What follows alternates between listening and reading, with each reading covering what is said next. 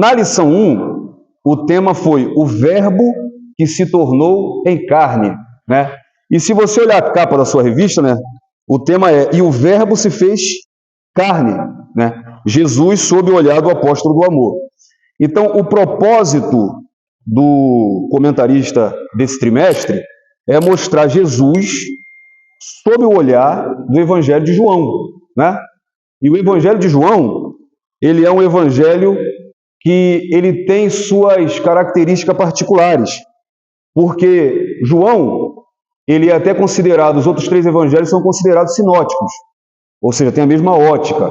É por isso que quando você lê Mateus, Marcos e Lucas, né, tem muita semelhança, né? Muitos fatos que os 3 relatam. Já o Evangelho de João ele é mais separado, ele é mais teológico, ele tem algumas particularidades, né? E aí qual é o propósito? O que João está pensando quando ele escreve? Como ele quer apresentar Jesus? Ele quer apresentar Jesus como Deus. Por isso, ele abre o Evangelho falando do verbo que se fez carne. E a primeira lição ela tratou sobre isso. O verbo que se tornou em carne. Faz o seguinte, quem tem a revista, se já tiver aberta na lição 1, se não tiver, abra ela aí na lição 1. Na sua revista, na lição 1, olha o texto áureo João 1,14, né? E o verbo se fez carne, habitou entre nós e vimos a sua glória como a glória do unigênito do Pai, cheio de graça e de verdade. Mas olha o que ele colocou na verdade prática. O verbo de Deus inseriu-se na história, assumindo a forma de homem para redimir os pecadores. Aí fica aqui uma pergunta interessante, né? Se o verbo de Deus, ou seja, o verbo era Deus, né? Deu? Amém. Se não der de novo, você não se importa não. Fica lá sentadinha e a gente... Foi isso que eu separei aqui, ó. Olha que interessante essa afirmação dele. O verbo de Deus inseriu-se na história. Ou seja, isso significa que Jesus, ele passou a existir. Jesus, ele não existia antes. Jesus, ele passou a existir só quando ele nasce no ventre de Maria. Por que ele diz assim, ó, que o verbo de Deus, ele inseriu-se na história? Porque ele assumindo a forma de homem. Então Jesus, sendo Deus, ele tomou a forma de homem. É mais ou menos assim, um exemplo bem fácil. Vamos supor que o criador, quando você assiste um desenho animado ou um filme, né? O criador daquele desenho ou daquele filme, ele resolveu colocar ele mesmo naquele desenho. Aí ele faz um personagem dele mesmo e ele entra naquele desenho como um personagem. Foi mais ou menos o que Jesus fez. Jesus, sendo Deus, ele inseriu-se na história por quê? Porque ele passou a fazer parte da nossa dimensão, do nosso cronos. O que significa isso? Que ele entrou no tempo. Deus, o Deus Pai, o Deus Filho, o Deus Espírito Santo, que é outra coisa tratada em João, a Trindade, ele não está preso a dias, meses, horas, ao nosso tempo, ao nosso espaço físico. Mas ele se humilhou, como Paulo diz, né, lá em Filipenses 2, e ele entrou no nosso tempo. Ele foi gerado dentro de um ventre, ele cresceu. Então, isso aqui significa que ele entrou na história como homem, tá bom? Ele não passou a existir, ele é eterno como Deus. Mas na forma de homem, ele foi gerado pelo Espírito Santo no ventre de Maria. Irmão Júnior, né? Acertei, né? Diácono Júnior. Pode falar, meu amigo.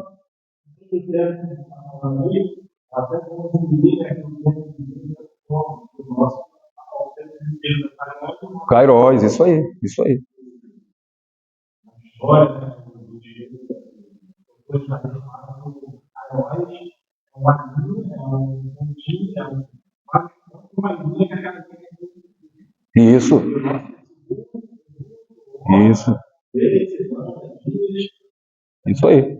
Então, o Kairos, né, como o Diácono Júnior está bem lembrando, que é o tempo de Deus. É como se fosse um tempo que não tem tempo.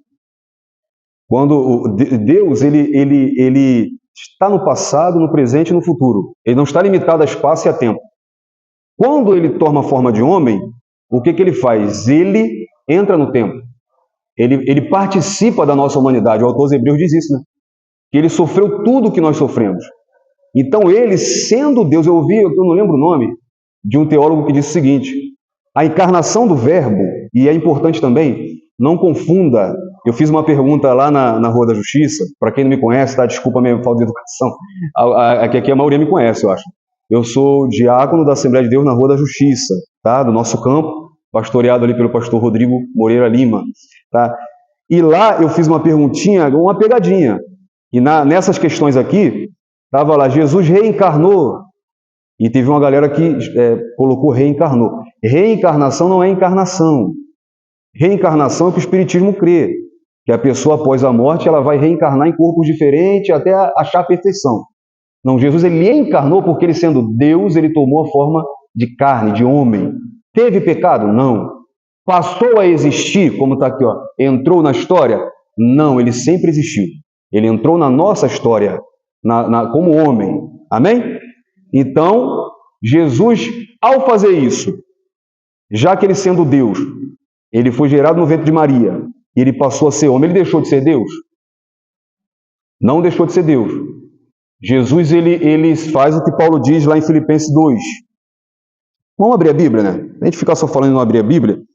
Filipenses capítulo 2, a partir do... Pode sentar lá. Se der problema, você fica lá. Vai te atrapalhar, não? Não, então, ainda precisa você voltar. Vai te atrapalhar, não? Fica aí. Não, você que sabe, se não for atrapalhar. Então, Filipenses capítulo 2. Tá dando para prestar atenção aí mesmo, né? Tá bom. Carta de Paulo aos Filipenses.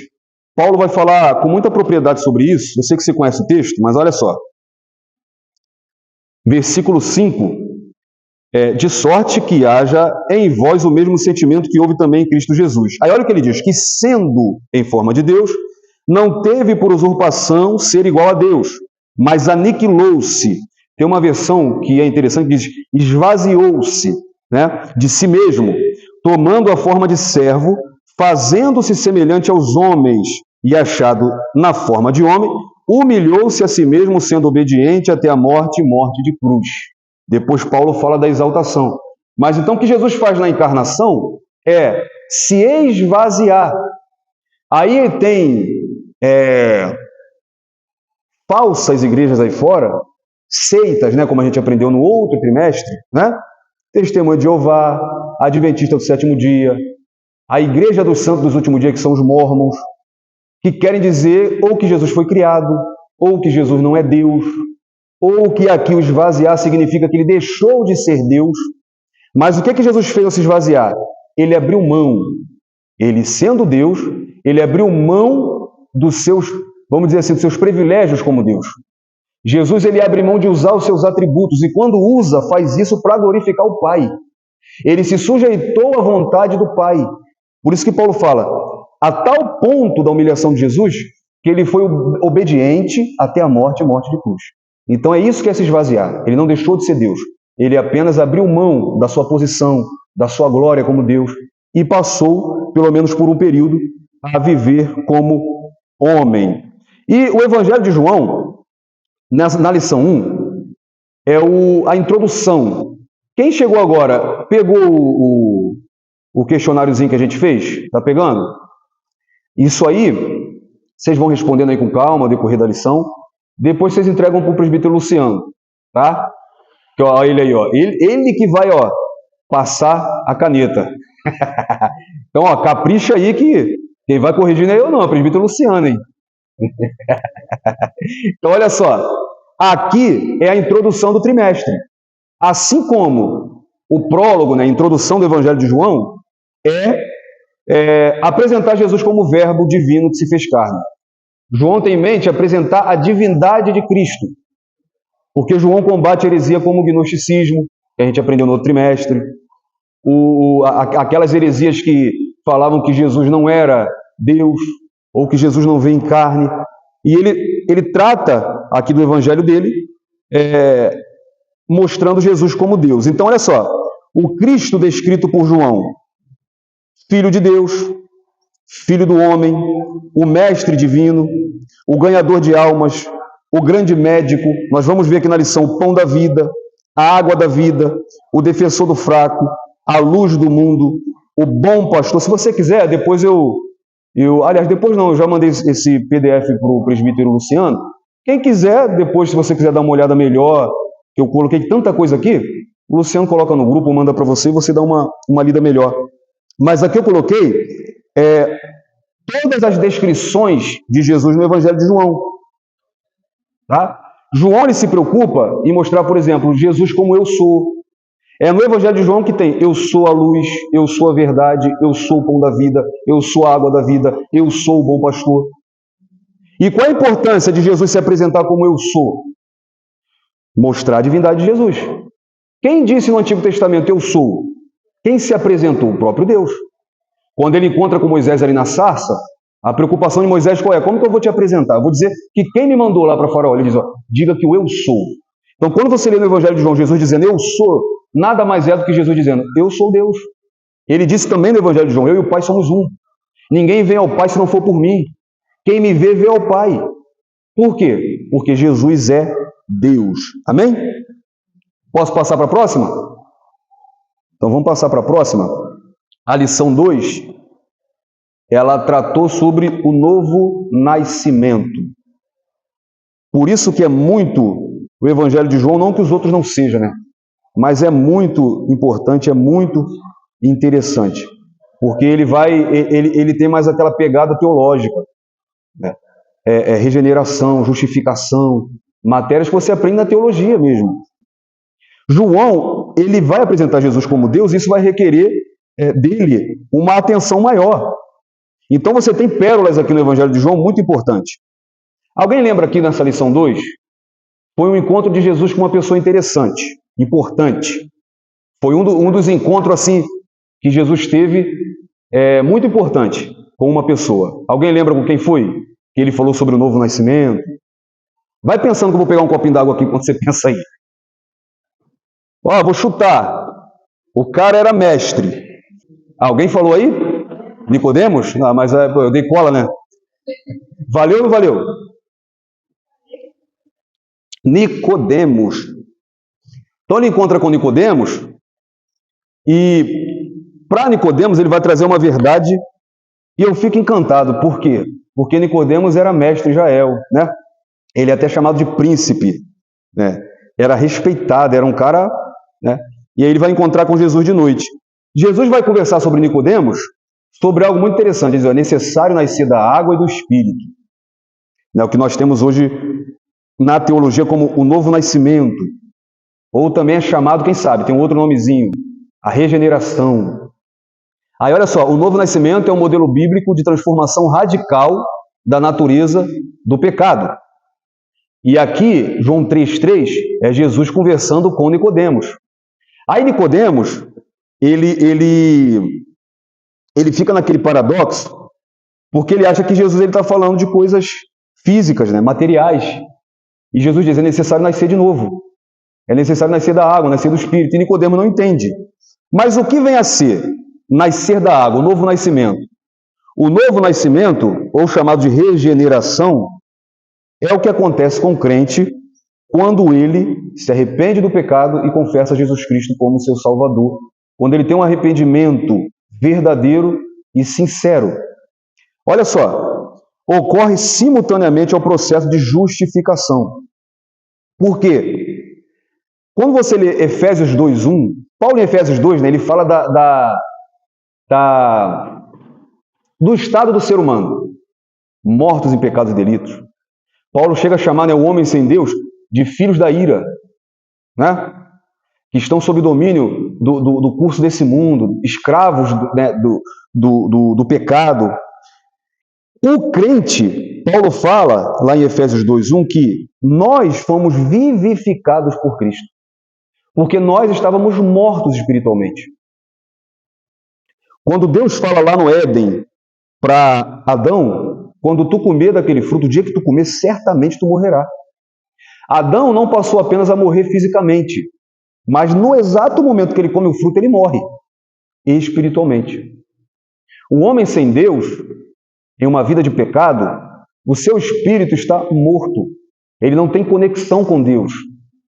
Quando nós aceitamos a Jesus, nós somos justificados.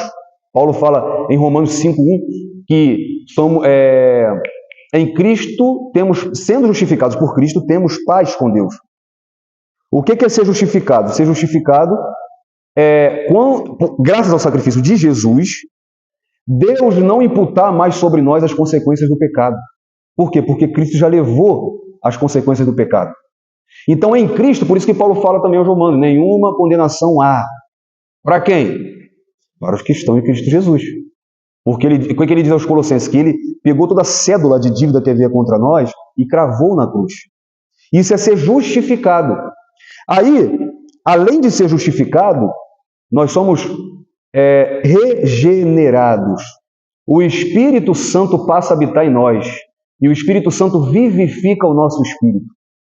E aí nós podemos ter de novo uma conexão com Deus. Então isso é ser regenerado, é mudança de natureza, é mudança interior. E aí, o Espírito Santo, ele atua dentro do ser humano, mudando o caráter. É por isso que Paulo fala que aquele que mentia não mente mais, aquele que furtava não furta mais. Então, irmão, isso é demonstrado, eu até separei aqui, mas depois você dá uma olhada aí no PDF, evidências externas e internas da salvação. Por quê? Porque o novo nascimento é uma obra que o Espírito Santo faz no nosso interior, mas que é vista no exterior, pelo fruto do Espírito. Então, irmão, um crente que vive na mentira, um crente que vive no pecado, um cristão que ele leva uma vida na prática pecaminosa, esse crente ele não nasceu de novo. Você conhece alguém que era atribulado? O cara era aquele cara que ninguém confiava. O cara era aquele cara que Jesus, ninguém queria perto.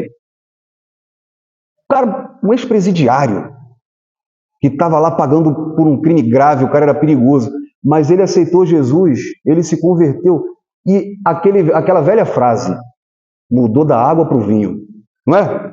Isso é obra que é feita no interior, é a regeneração.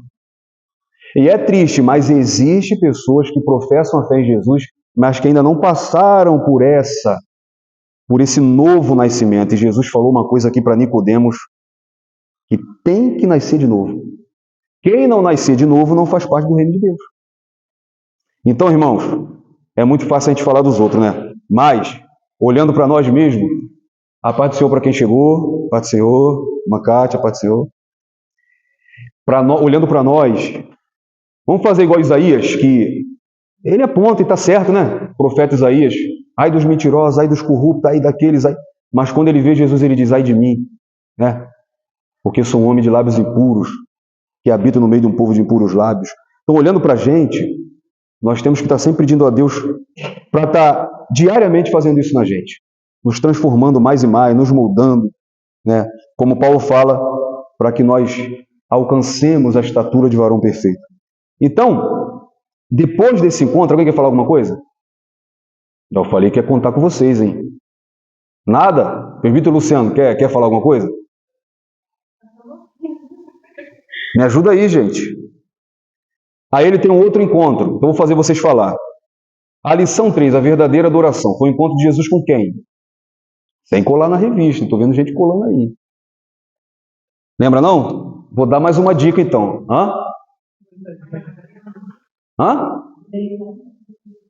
Não, o encontro nessa lição, né? A samaritana? Não colou não, né? Colou? Eu ia dar uma dica fácil para você falar, foi no poço. Aí todo mundo ia acertar.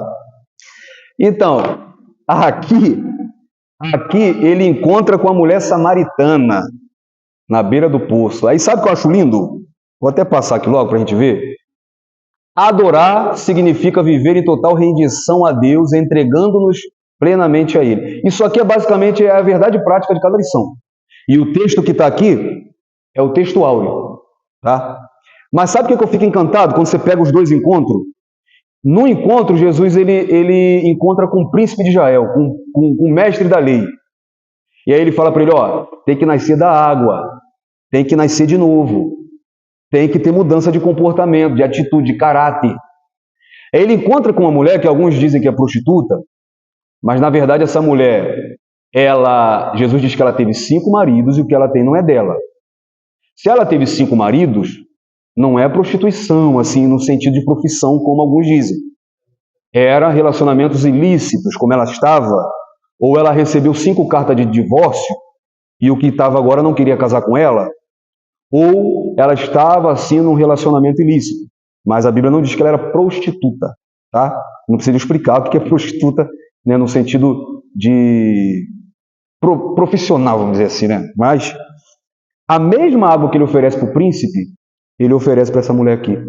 Isso mostra que Deus não faz acepção de pessoa.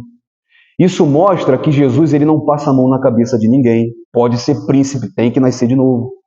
E para essa mulher aqui, Jesus vai ensinar também algo muito importante, que é sobre a adoração. Ele vai falar para ela assim, a preocupação dela, depois do diálogo, você conhece o diálogo todo, aí ela vai se preocupar com o local certo de adoração. Aí Jesus vai dizer assim, ó, vai chegar o tempo, a hora, e é agora que os verdadeiros adoradores adorarão espírito e verdade. Aí fica uma pergunta. Isso significa que o crente não precisa estar em uma igreja? Porque se tem um texto muito usado por desigrejados, é esse aqui. Não, verdadeiro adorador adora espírito e verdade.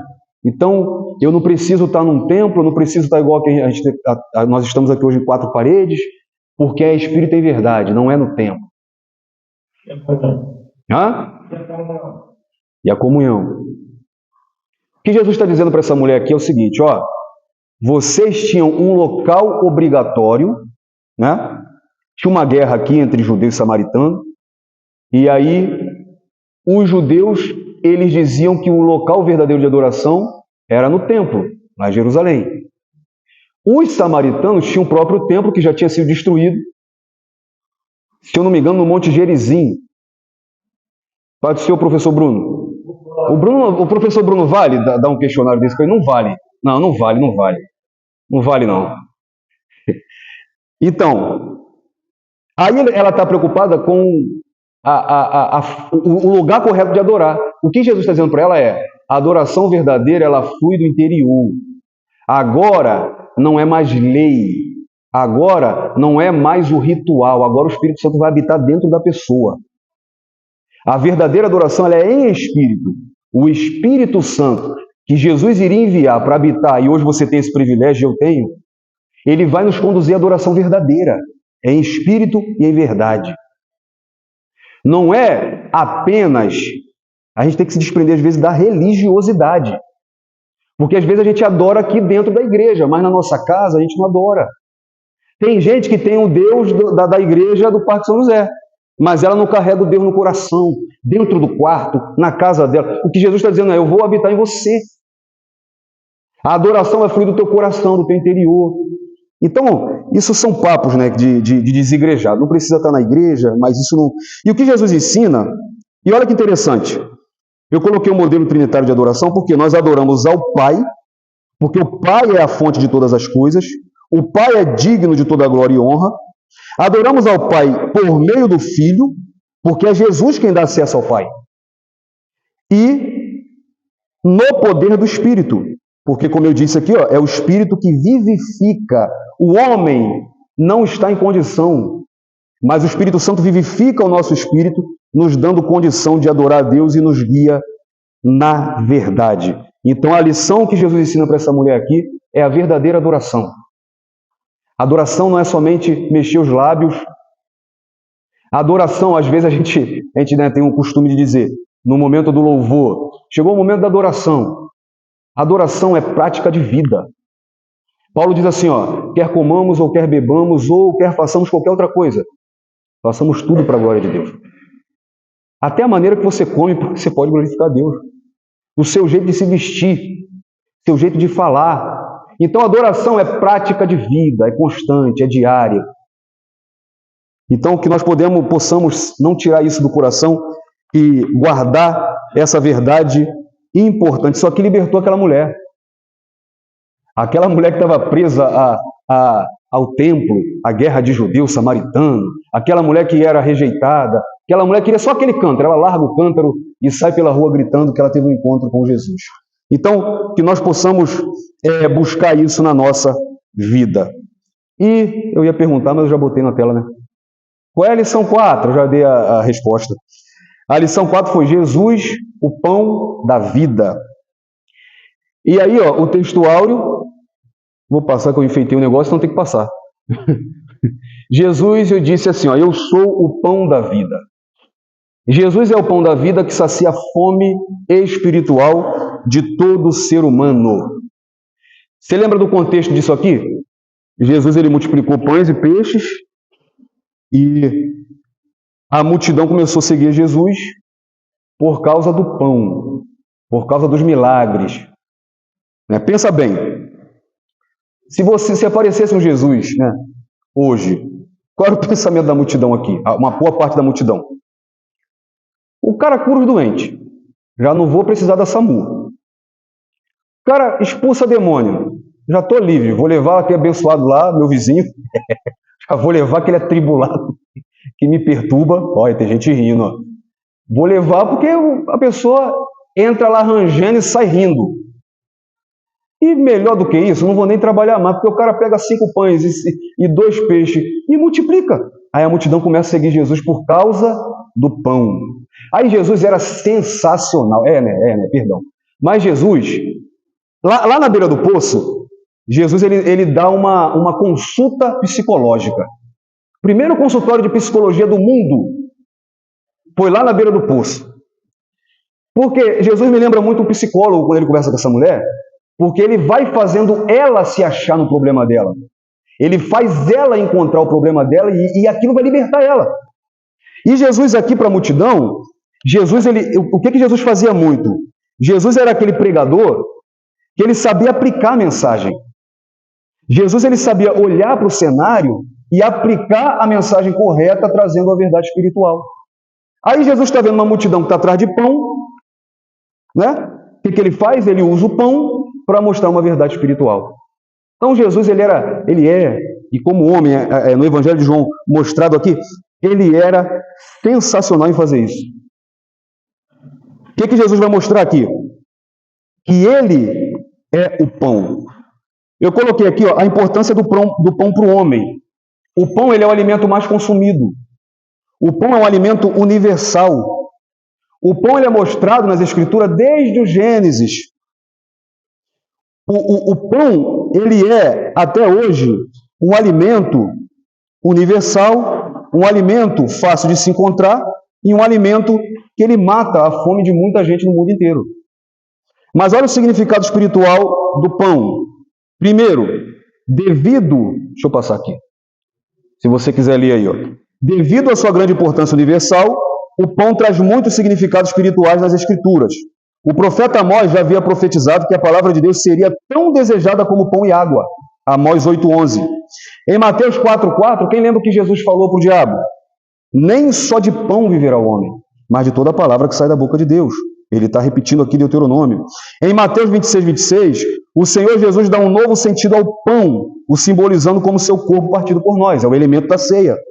Em João 6, aqui nesse cenário, Jesus ele confirma a significação espiritual do pão na Santa Ceia. Quem come da minha carne, quem bebe do meu sangue, tem a vida eterna.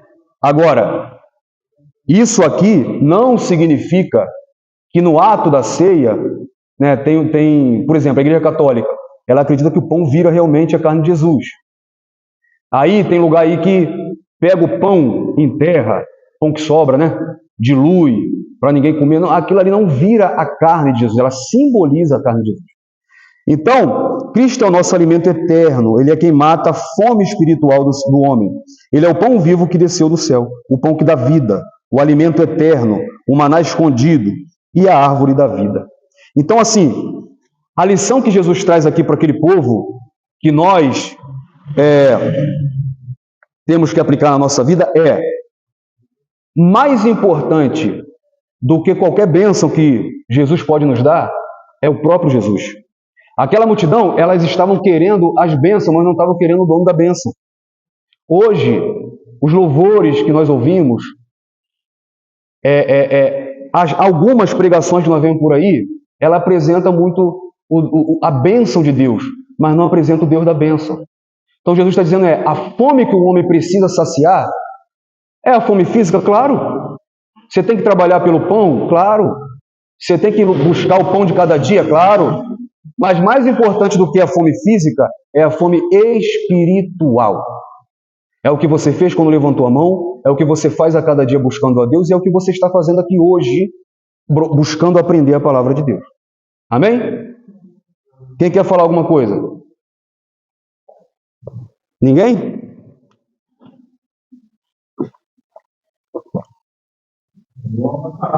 Nenhuma pergunta? Nada? Ele é o pão. Isso aí. Ele pega uma multidão que está atrás do pão que perece, ele fala, eu sou o pão que desceu do céu. Lembra do maná? Então, que Deus deu, caiu do céu? Aquele maná simbolizava que Deus ia enviar o seu filho, que é o pão que sacia a fome espiritual. Mas vamos lá. Vamos correr um pouco mais, porque ainda estamos na quinta, senão a gente não chega lá. A lição 5 mostrou a verdade que liberta. Então, Jesus mostrou, o Evangelho de João mostra aqui, lá em João capítulo 8, quando Jesus diz assim, se pois o Filho vos libertar, verdadeiramente sereis livres. Quando ele diz, lá no versículo 32, e conhecereis a verdade vos libertará. Então, Jesus é a verdade que liberta o pecador. Então, só Jesus pode nos libertar do pecado, nos libertar da opressão, nos libertar da escravidão do pecado. Tá? E aí, como eu disse, depois você... Tá, Luciano? Depois você coloca aí no grupo aí, quem quiser pegar esse PDF aqui e estudar com calma, tá bom? Então, Jesus é a verdade que liberta o homem. E aonde que nós encontramos hoje essa verdade revelada? A palavra de Deus. A palavra de Deus é o que liberta o pecador. O Espírito Santo, que age convencendo o homem do pecado, da justiça e do juízo. Então, só Jesus pode nos libertar. E aí, na lição 6, nós vimos Jesus como o bom pastor e suas ovelhas. Mais uma vez, Jesus ele pega algo do dia a dia, da vida dos judeus, e ele se apresenta dentro desse cenário, usando, por isso, nessas parábolas de Jesus, Jesus ele usa muito o cotidiano, o dia a dia, para apresentar verdades espirituais. Aqui ele usa a figura do pastor. Ele diz lá em João 10:11, o bom pastor dá a vida pelas suas ovelhas. Aí ele faz um paralelo entre o bom pastor e o mercenário, o bom pastor e o ladrão. E aqui nesse cenário, quando Jesus diz assim, a gente ouve muito, o diabo veio matar, roubar e destruir. Mas aqui, Jesus está falando de quem? É claro que o diabo veio matar, roubar e destruir. Ele está falando dos falsos ensinadores, que enganavam o povo e que enganam. Mas é claro, não vejo erro você dizer que o diabo veio matar, roubar e destruir, porque realmente são funções que ele faz. E quem usa esses mercenários, esses falsos mestres, é o próprio diabo.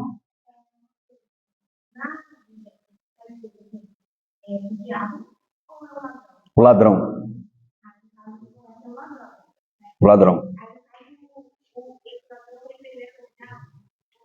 Esse ladrão, Jesus está falando, ele está fazendo um paralelo do ladrão, ele usa o lobo, o ladrão e o mercenário. E do bom pastor, do verdadeiro pastor. Então ele está falando de falso pastor e de um pastor verdadeiro. Literalmente aqui no texto, ele está falando dos falsos mestres. Tá? Ele está falando dos falsos ensinadores, daqueles que hoje ensinam mentiras, pregam mentira, daqueles que, ao invés de apacentar o rebanho, eles enganam o rebanho. Por isso que ele usa a expressão também lobo. Então, o ladrão aqui são os falsos líderes, os falsos mestres. Porém, claro que quem usa esses ladrões é o diabo.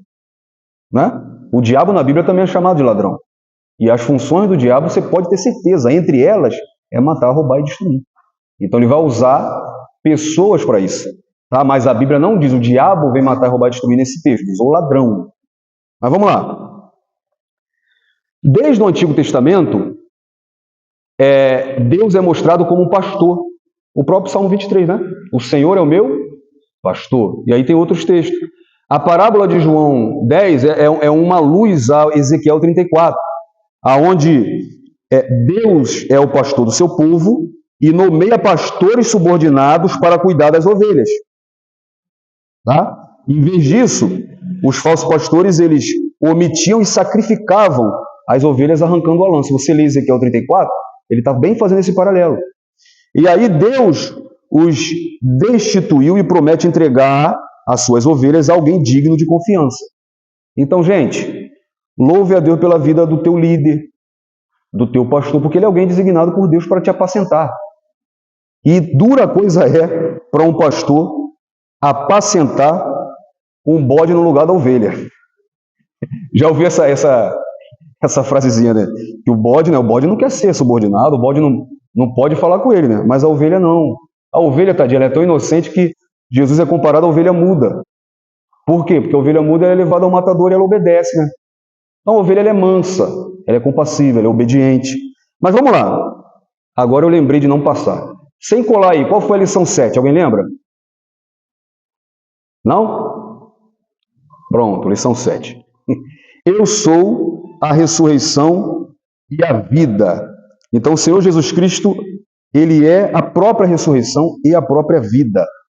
Alguém lembra onde que está esse contexto aqui, dessa lição? Para quem Jesus fez essa afirmação? Não fica com vergonha não, gente. Se errar, aqui é o lugar de errar. Eu costumo dizer assim, ó, eu falo até muito isso lá na Rua da Justiça. O lugar de você errar é na EBD, para você não errar no púlpito. Eu acho que ela está colando. Não colou agora, não? É o texto. Então, de certa forma, sem querer, eu dei a dica de novo. Mas é isso mesmo, na ressurreição de Lázaro. Na ressurreição de Lázaro. O que acontece? Marta e Maria entram em desespero, o irmão morreu. Só que aqui também entra uma religiosidade, né? Porque Jesus, propositalmente, ele vai demorar quantos dias? Ele vai chegar no quarto, 4 dias. Porque depois de 3 dias, mais o tempo da viagem, 4 dias. E aí tinha uma crença de que até o 3º dia, né, poderia ressuscitar. Então Jesus ele chega depois para mostrar. E mais uma vez, vamos ver se vocês lembram. João ele está apresentando Jesus como o quê? Como Deus. Quando João faz questão, só João registra a ressurreição de Lázaro, correto? Ele está dizendo que ele está mostrando que Jesus tem autoridade sobre a morte. E aí, quando Marta e Maria estão nessa dúvida, o que elas falam para Jesus? Se tu tivesse chegado antes, ele não tinha morrido. Agora já era, já morreu. Então elas até crêem no poder de Deus, de Jesus, mas não depois de 4 dias, depois da morte. Aí Jesus fala, eu que estou falando com você aqui, eu mesmo sou a ressurreição. É muito forte o que Jesus fala, eu sou a vida. Porque ele não diz assim, eu posso dar a vida. Ele diz, eu sou a vida. Quando Jesus diz isso, Jesus está dizendo que a vida emana dele. Ele é a fonte de toda a vida. Aquele que crê em mim, ainda que esteja morto, viverá. Glória a Deus.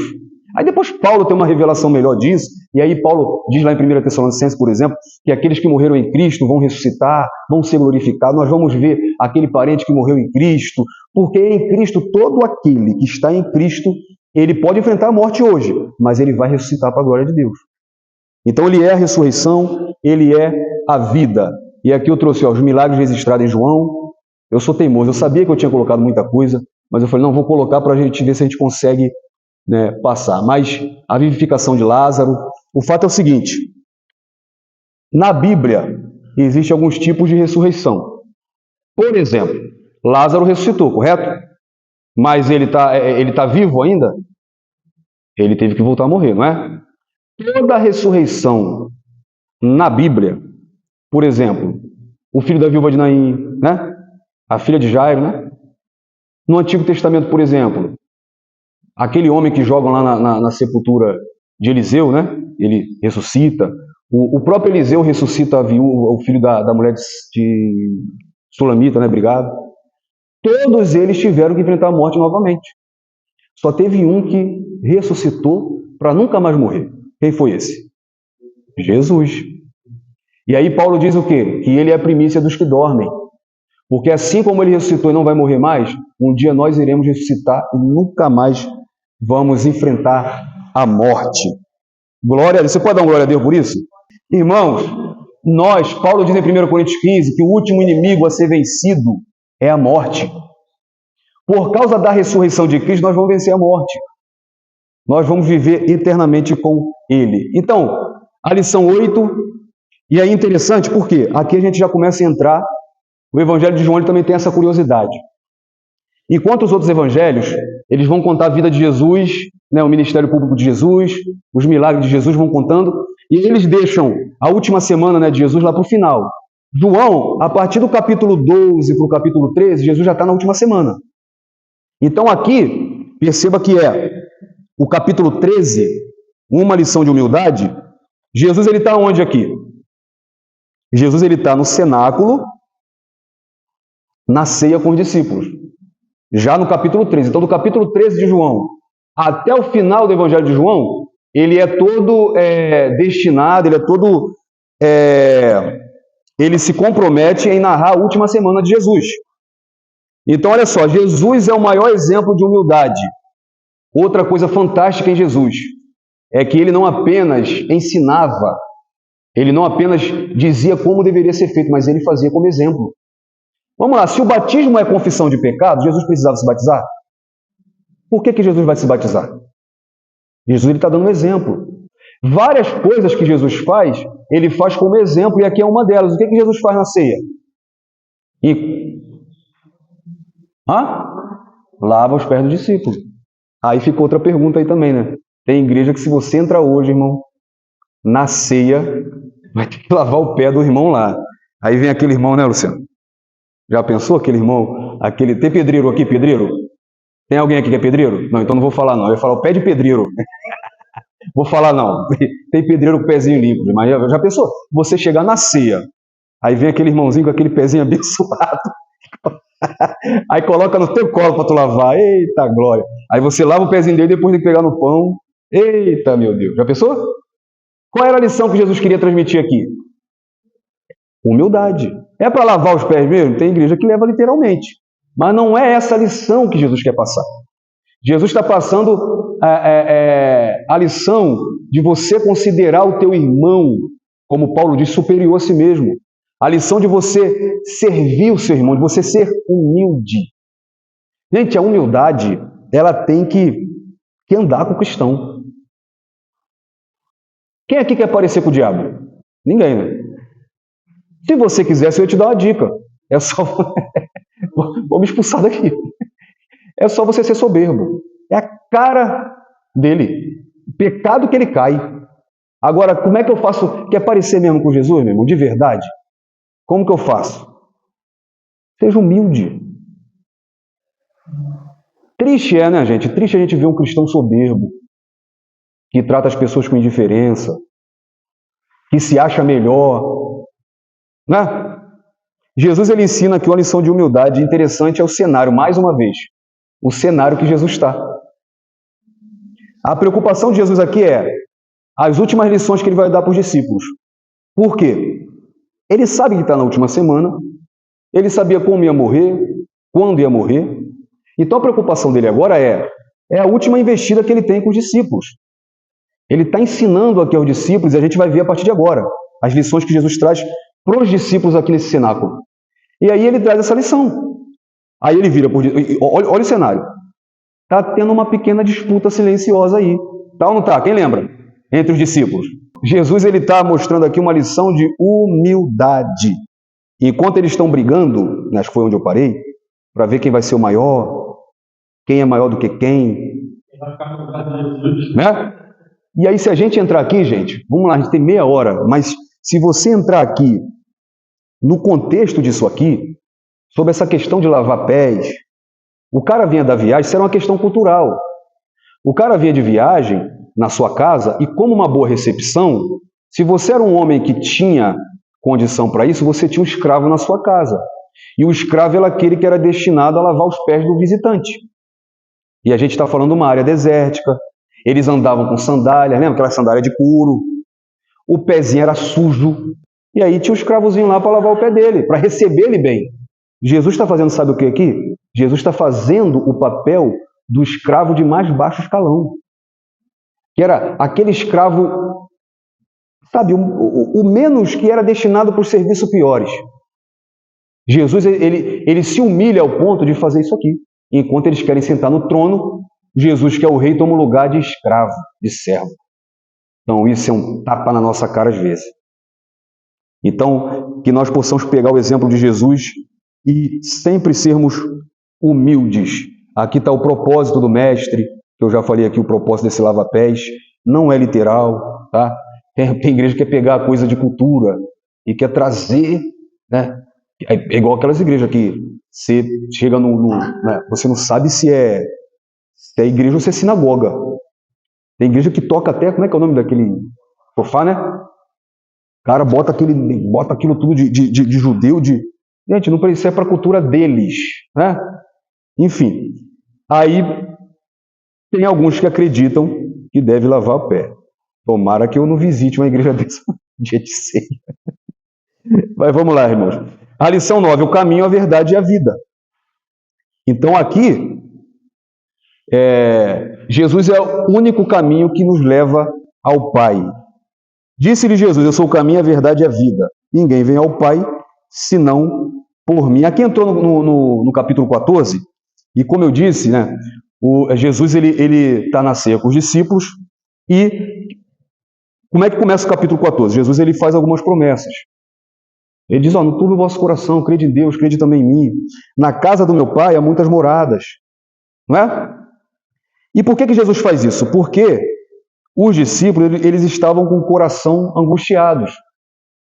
Porque o mestre deles, Jesus, estava dizendo que ele estava prestes a ser morto. Então estavam com o coração aflito. E aí vai mais Jesus dando mais ensinamentos aqui para ele. Aí aqui eu separei, na verdade esse material não é meu, mas eu peguei aqui. Temos em João 14 7 promessas à igreja. Versículo 2, a promessa de um lar, na casa do meu Pai há muitas moradas. Versículo 3, promessa da volta de Jesus. Ele disse que ia preparar lugar, ia voltar e ia nos levar. Promessa de realizar grandes milagres. A promessa de grandes coisas através do nome de Jesus. A promessa de um companheiro.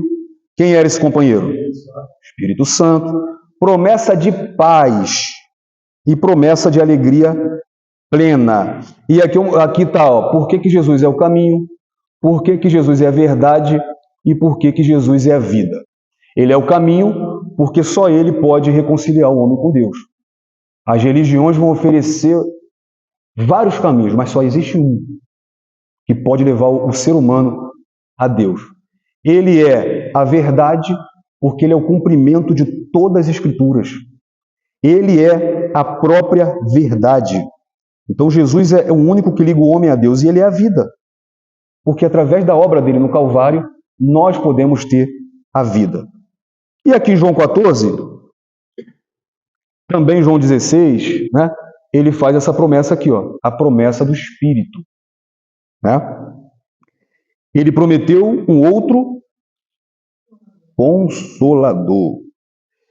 João 14,16. E eu rogarei ao Pai, e ele vos dará outro Consolador para que fique convosco para sempre. Mais uma vez, Jesus está consolando os discípulos, mostrando que não deixaria eles só. Eles estão se achando só, se achando órfãos. E Jesus ele está mostrando que, primeiro, ele vai preparar um lugar, que ele vai voltar, e ele promete que enquanto ele vai preparar esse lugar, enquanto ele vai deixar os discípulos, ele não vai deixar os discípulos só. Então, a verdade prática da lição 10 diz assim, a promessa do Pai não se restringe a um grupo particular ou a um período específico, mas inclui todos aqueles que se arrependem e creem no Evangelho. Então, Jesus ele promete aqui o Espírito Santo a todo aquele que viesse crer, ou seja, a igreja.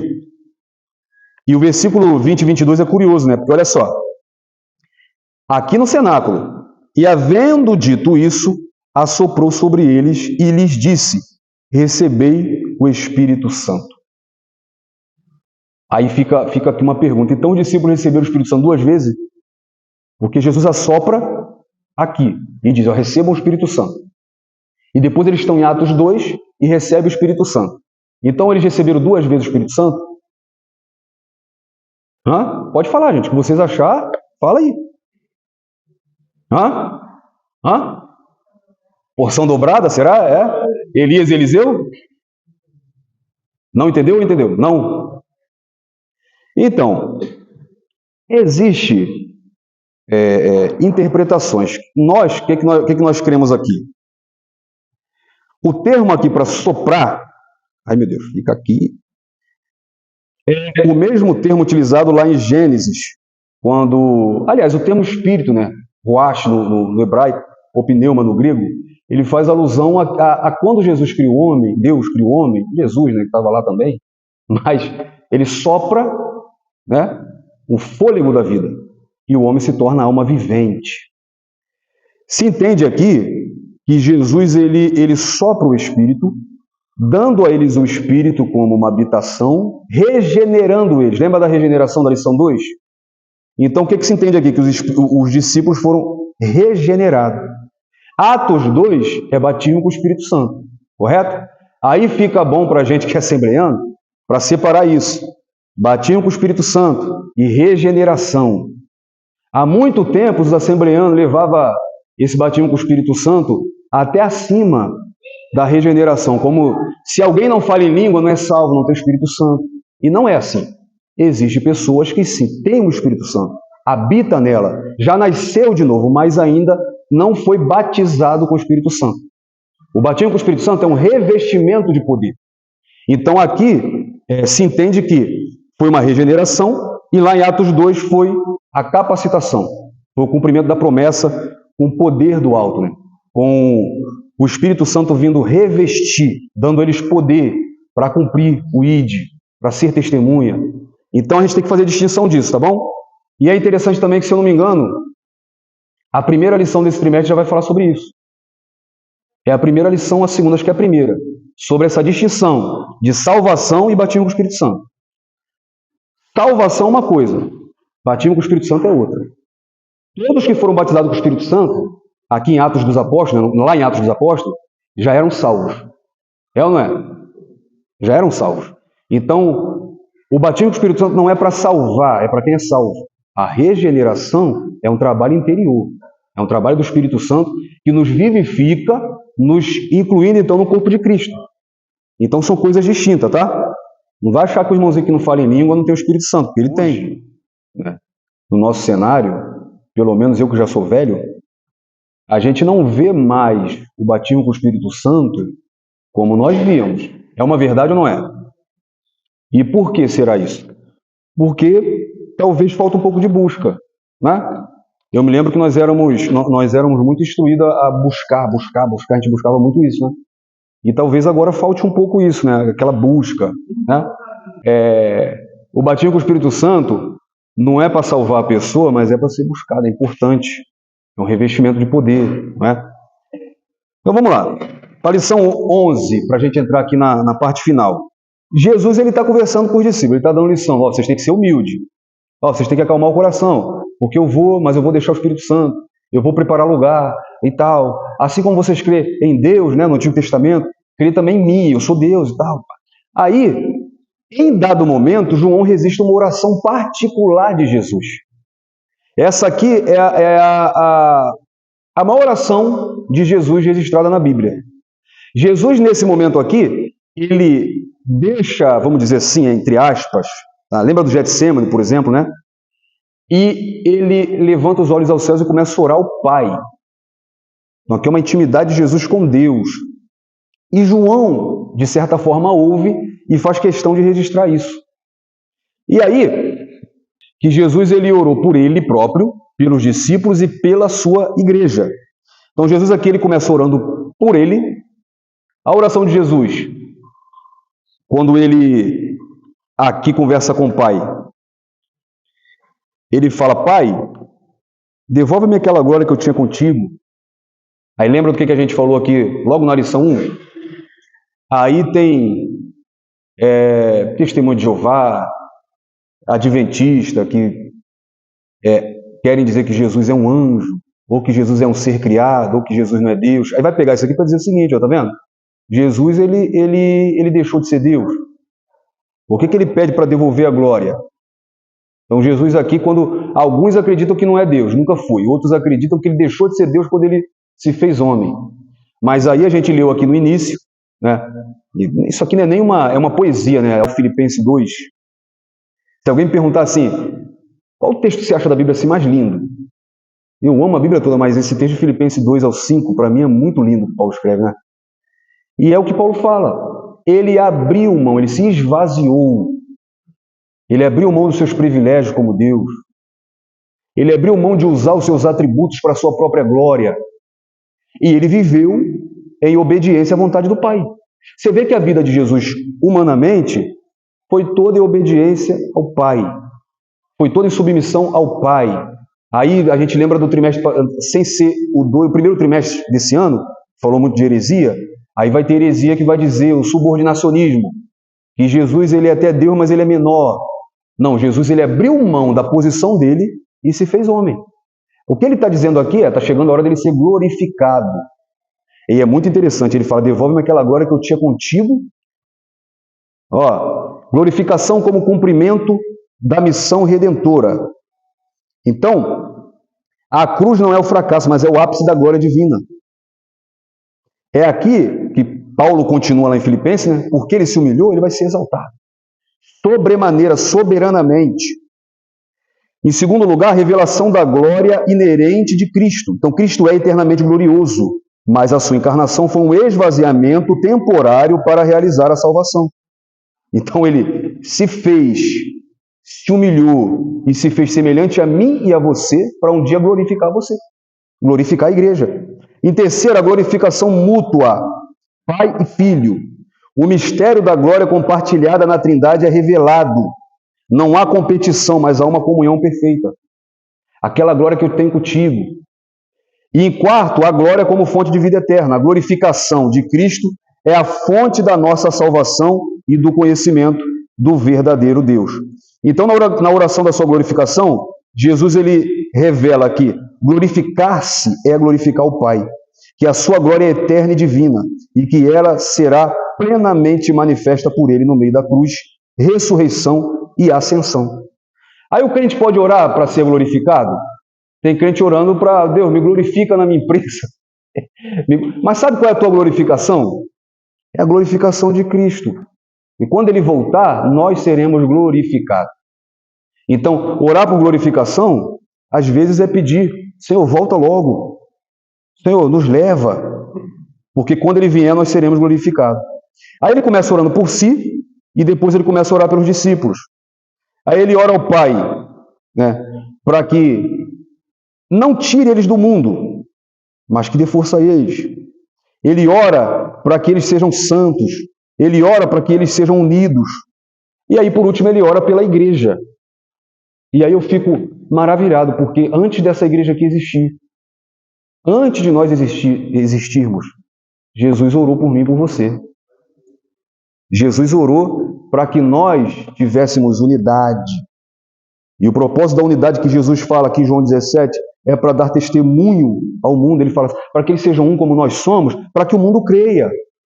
Ou seja, quando a igreja é unida, o mundo olha para nós e vê Cristo. Agora, quando tem divisão na igreja, meu, o que o mundo vai pensar da igreja? Tá? O reflexo da Trindade, como ele e o Pai são um, nós temos que ser um.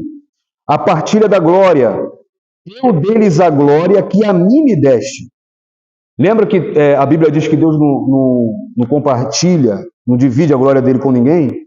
Mas Jesus diz aqui que ele deu à igreja a glória que o Pai deu a ele. A glória não é show de luzes, mas é a presença de Deus. Obviamente, tá, que não está falando da mesma glória que diz que Deus não divide, não é a glória dele pessoal, mas é a imagem dele no homem, é o Espírito dele habitando em nós, é a unidade da igreja glorificando o nome dele. Então vamos entrar no fim aí para a gente, a lição 12. Então, gente, antes de passarmos para 12, é importantíssimo que a igreja tenha comunhão, que a igreja seja unida. Nós precisamos buscar unidade. Nós precisamos orar por unidade. Obrigado. Cristocêntrica. E aí, quando você diz cristocêntrica, você já está dizendo que o centro é Cristo.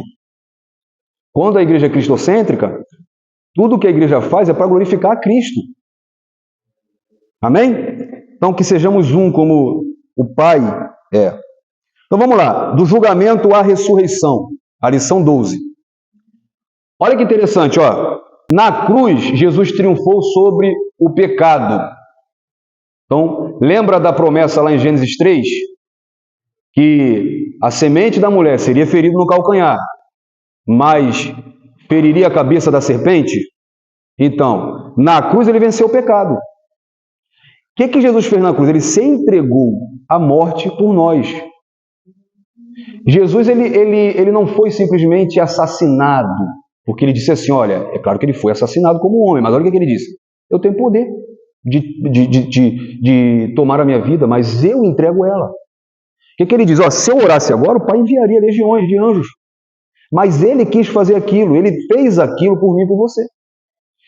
Ele se fez homem, não teve pecado para vencer o pecado. Então, na ressurreição, ele conquistou a vitória sobre a morte. O reverendo Hernani Dias Lopes, ele diz algo muito top, cara, muito interessante. Ele fala assim, ó, Jesus entrou na morte e matou a morte. Ô, glória! Então, eu falo isso, tá, sem te causar escândalo, mas a cruz vazia não é a maior vitória da igreja. Por quê? Porque a maioria das cruzes ficava vazia. Um criminoso que ia para a cruz, geralmente era tirado da cruz. Se a cruz estivesse vazia, o sepulcro cheio, não teria adiantado. Agora, o sepulcro vazio é a maior vitória da igreja, porque Jesus está vivo. Domingo ele entrou em Jerusalém, foi a entrada triunfal. Segunda foi a purificação do templo. Terça ele confrontou os ensinos no templo. Quarta foi o dia do silêncio, é chamado dia do silêncio. Foi a trama da traição de Judas. Quinta foi a última ceia, né? E depois ele vai para o Getsemane, de quinta para sexta, né? Ele é preso ali na quinta no Getsemane. Aí sexta vem o julgamento, a crucificação e a morte. E no sábado o silêncio da sepultura. E no domingo Jesus ressuscitou. E aí a gente entra na última lição. Jesus ressuscitou e ele aparece para algumas pessoas, ele ressuscitado. A última, a lição 12, falou do julgamento à ressurreição. Isso, a ressurreição. Porque a lição 12, ela mostrou Jesus sendo preso, julgado, condenado. Mas ela não terminou aí, ela mostrou que Jesus ressuscitou. Tá? Jesus foi preso, Jesus foi condenado sem ser achado culpa nele. Se a gente tivesse tempo, a gente olhar aqui, as ilegalidades do julgamento de Jesus foram várias, tanto no sentido religioso judaico, como também no sentido jurídico romano. Se Pilatos lava a mão e diz que não achava culpa, só aqui já não era para Jesus ser condenado, mas era propósito divino, era plano de Deus. Só que ele foi morto inocentemente, ele foi condenado sem ter culpa. Então, condenado, morto, mas ele ressuscitou. E aí aqui mostra a renovação da esperança. Por quê? Vamos falar assim, Jesus ele gasta, vou falar gasta, quase 3 anos com esses camaradas aqui. Além disso, Jesus gasta a sua última semana enfiando na cabeça deles aqui, né? Mostrando com prática, mostrando com sinais, mostrando com palavra, com ensinamento. Nos últimos dias, Jesus lavou o pé, Jesus mostrou que eles tinham que ser humildes, Jesus faz um sermão maravilhoso aqui, dizendo que não deixaria eles só, que iria voltar, é ou não é? Jesus não disse apenas que iria morrer, mas disse que iria ressuscitar. Só que, e detalhe, em João 14, uma das promessas que a gente viu aqui, é que Jesus prometeu paz. E aí ele diz assim, tem gente que está com tanta paz, ó, é muita paz, gente. Essa paz aí é a paz que te... O que ele fez? O que ele disse? Eu vos deixarei a minha paz vos dou e não vou lá dou como o mundo dá. Só que quando Jesus morre, eles não vê mais o mestre deles perto. E vamos lá, vamos falar uma realidade. A gente critica os discípulos, mas você já parou para pensar o que esses camaradas viram? Eu fico rindo, entre aspas, daqueles filmes, né? Que mostram Jesus tranquilão lá na cruz. Aquele filme católico do Jesus lourinho do olho azul. Jesus não tem nem sangue. Só no Getsemane, eu imagino como Jesus saiu de lá. Porque Jesus, ele suou sangue. Quando você soa, o que acontece com a sua roupa? Jesus saiu de lá banhado de sangue. Aí tem um livro muito bom, se você não viu, se puder adquirir, é barato. É a crucificação descrita por um cirurgião. É um médico, você tem? Tem, então, já leu? Lê ele que é bom. Você vai ler ele chorando. Esse camarada é um médico francês que ele faz ele examina tanto historicamente, mas principalmente clinicamente a morte de Jesus. E ele diz que é um fenômeno raro quando a pessoa sofre isso, que é chamado de hematidrose. Quando a pessoa é submetida a uma opressão muito grande, sabe, uma situação de pavor muito extrema, os vasos capilares se rompem e o sangue sai junto com o suor. Aqui, Jesus já perdeu muito sangue. Quando Jesus ele já foi tomando cuspida, tapa na cara, fora o que João não registra. Quando ele vai para a flagelação, para o flagelo romano, você já parou para ver como que Jesus sofreu ali? O criminoso era colocado no tronco, com as costas expostas, e 2 carrascos romanos, um em cada lado, ficava com um chicote chamado de flagelo, né? Se eu estiver errado, pode me corrigir. Que tinham tiras, e na ponta dessas tiras tinha ponta de carneiro, osso de carneiro, e chumbo. Quando aquilo agarrava, o que chega mais próximo é a paixão de Cristo. Agarrava e arrancava a pele. Jesus sofreu 39, né? Porque dizem que era 40 menos 1. 39, cada um de um lado. Aí pega uma coroa, e esse cirurgião também diz que a coroa não era como a gente conhece, né, aquele galho apenas, mas ela pegava toda a cabeça. Pega galho com espinho e crava no couro cabeludo de Jesus. Então a cara de Jesus certamente está irreconhecível, o rosto de Jesus. Jesus está como homem, está sempre lembrando isso, como homem. Jesus perdeu sangue. Imagina a dor que Jesus estava sentindo aqui. Aí depois ele é obrigado a carregar a própria cruz. Os discípulos viram tudo isso. Isso aqui, é claro que gerou neles algo psicológico. Além disso, era época de festa. Jerusalém estava lotada e aquilo era assunto. Além disso tudo, eles estavam com medo de ser perseguidos pelos judeus. Porque, lembra que Pedro negou? Porque eram discípulos de Jesus. Então os caras estão apavorados, trancados. Aí a Bíblia diz que Jesus aparece no meio deles. E é interessante, Jesus fala 3 vezes, paz seja convosco. Jesus está lembrando, ensinei vocês lá no cenáculo que eu deixaria para vocês a paz. Que eu daria para vocês a minha paz, mas eles parece que não gravaram isso, e estavam aterrorizados, trancados. E Jesus aparece no meio deles.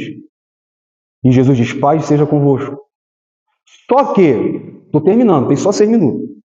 Jesus já tinha aparecido para alguém, vocês lembram quem? Jesus apareceu para as mulheres, para Maria Madalena, para as mulheres. Aí eu fico imaginando como que isso pode ter ferido o ego dos discípulos, né? Porque ele não apareceu primeiro para os discípulos, apareceu para as mulheres. As mulheres que faziam, os homens, né, faziam parte ali do círculo íntimo de intimidade, mas ele aparece para as mulheres. As mulheres chegam contando a notícia. Aí João vai até o sepulcro, você conhece a história. João e Pedro, né, vê o sepulcro vazio, vê um lenço. Só que eles não acreditaram muito, não. No caminho de Emaús, Jesus encontra com 2 discípulos. Né? Eles estão ali conversando e Jesus fala, por que vocês estão com medo? Aí eles falam, você não está vendo as notícias, não? Né? Se fosse hoje, né? Pô, você não tem internet, não? Está sem internet, varão? Não é nem jornal mais, é internet. Não está sabendo das notícias, não? Aí eles falam algo assim, as mulheres bem falaram que viram ele, mas 2 discípulos foram lá, viram o túmulo vazio, mas não o viram. Tá? Mas então, quer ver outra coisa interessante? Já terminamos? Isso aqui também é uma evidência. Por quê? O que inventaram sobre Jesus? Um fato triste também é que só os inimigos de Jesus que lembraram, né, que ele disse que ia ressuscitar. Não, bota uma pedra lá, sela, bota soldado, porque ele disse que ao 3º dia ele vai ressuscitar. Os próprios discípulos não lembraram. É. Aí qual foi a mentira que inventaram? Roubaram o corpo. E aí tem. Até hoje, não é?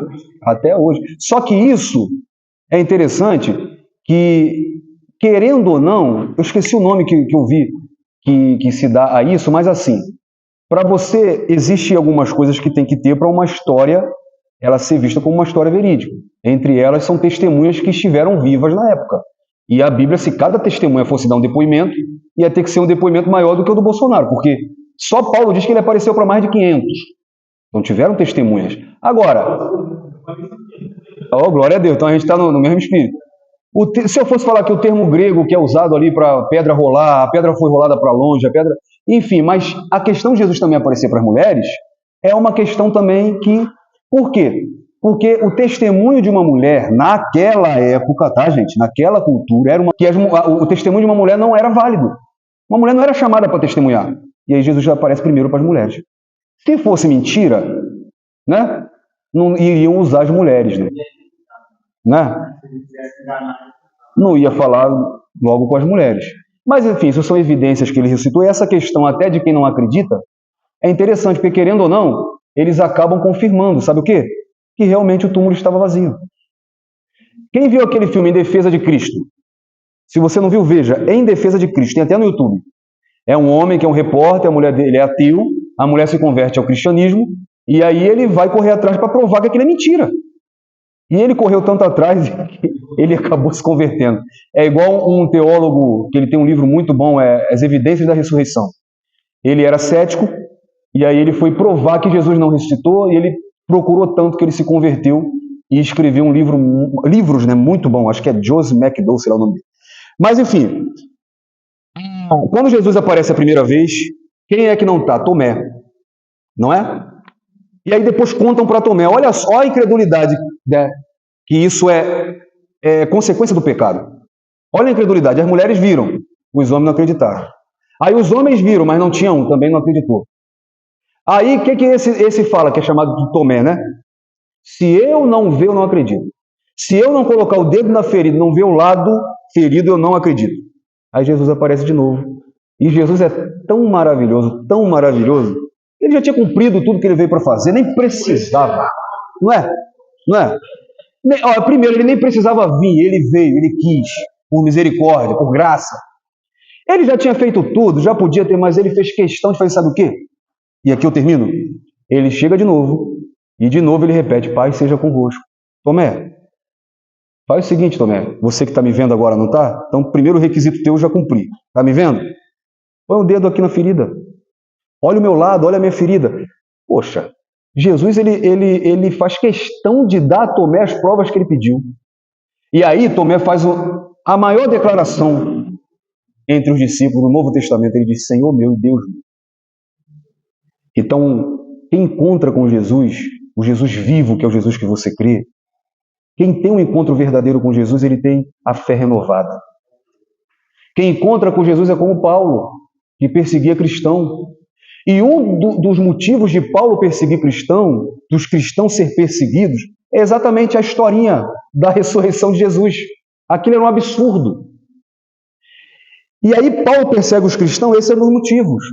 Porque eles inventam aí que o tal de Jesus ressuscitou, mas ele vê o Jesus ressurreto. E aí quando Paulo dá testemunho disso, ele fala isso para rei, ele fala isso para... Toda vez que ele pode dar um testemunho, ele fala, eu vi Jesus vivo. E agora Paulo vira o maior defensor do Jesus ressurreto. É aquele que escreve mais, que fala mais, é aquele que dá a vida para provar para os outros que Jesus ressuscitou. Então é isso que Jesus faz, gente. Jesus, ele pode renovar a nossa esperança. E a nossa esperança só faz sentido porque ele vive. Não tem um louvor da nossa harpa que diz, né? Porque ele vive, eu posso crer no amanhã. Então, se você de repente entrou aqui sem esperança, por determinado assunto ou problema, Jesus pode renovar a sua esperança. Que a sua esperança esteja em Cristo. Muitos creem o herói morto. Até o ator do filme do Super-Homem, do Batman, o herói, vai morrer e vai ter que ser trocado. Até aquelas falsas religiões, Buda, Maomé, está morto. Mas o seu Jesus está vivo e ele habita dentro de você. Amém? Que Deus abençoe sua vida. Depois você leia um pouquinho aqui esse PDF, que pode te acrescentar muito. Que Deus abençoe esse próximo trimestre. Que Deus abençoe vocês, os professores, o dirigente aqui dessa igreja. E, irmãos, nunca deixe, tá? De levar a escola dominical, o ensino das Escrituras a sério. Faça sempre isso, tá bom? E Deus vai te abençoar poderosamente, tá bom?